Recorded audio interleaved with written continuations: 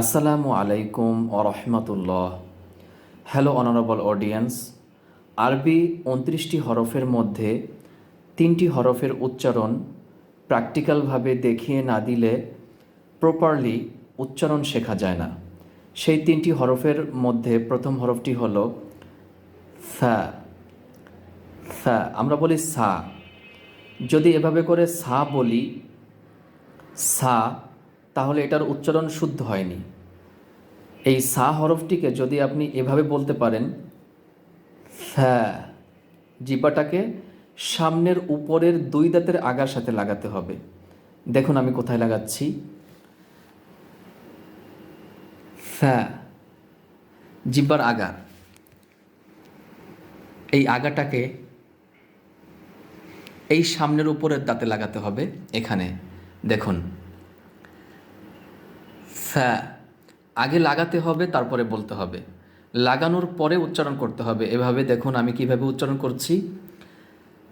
ফ্যা, এখানে জিহ্বার আগাটার সামনের উপরের দাঁতে লাগানোটা ইম্পর্টেন্ট। উপরের দাঁতে লাগাতে হবে।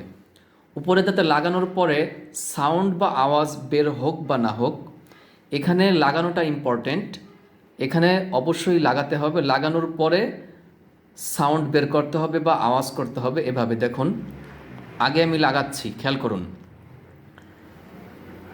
ফ্যা, ফ্যা,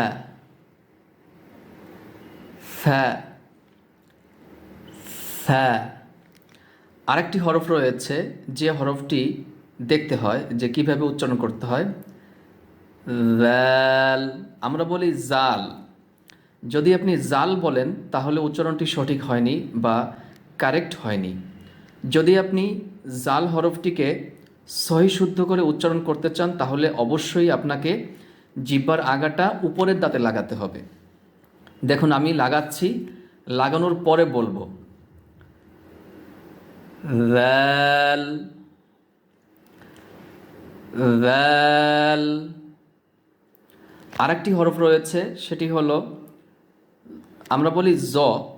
যদি আমরা জ বলি তাহলে উচ্চারণ সঠিক হবে না, উচ্চারণটি ভুল হবে। যদি আপনি এভাবে বলতে পারেন তাহলে উচ্চারণটি সঠিক হবে। আগে লাগাতে হবে জিহ্বাটা উপরের দাঁতে। জ, জ, জ। দেখুন আমি কিভাবে উচ্চারণ করছি। জ, জ, জ, জ, জ, জ। সঠিকভাবে উচ্চারণ করতে হলে অবশ্যই আপনাকে জিহ্বার আগাটা সামনের উপরের 2 দাঁতের আগার সাথে লাগাতে হবে। সামনের উপরের 2 দাঁত, এই 2 দাঁত থেকে জ, জাল, ফা, এই 3টি হরফ উচ্চারণ করতে হয়। এই 3টি হরফ বা 3টি লেটার বা 3টি ক্যারেক্টার একদম সহিশুদ্ধ করে যদি আপনি উচ্চারণ করা শিখতে চান অবশ্যই আপনাকে জিহ্বার আগাটাকে সামনের উপরের 2 দাঁতের আগার সাথে লাগাতে হবে। এভাবে জ, জাল, ফা, ফা।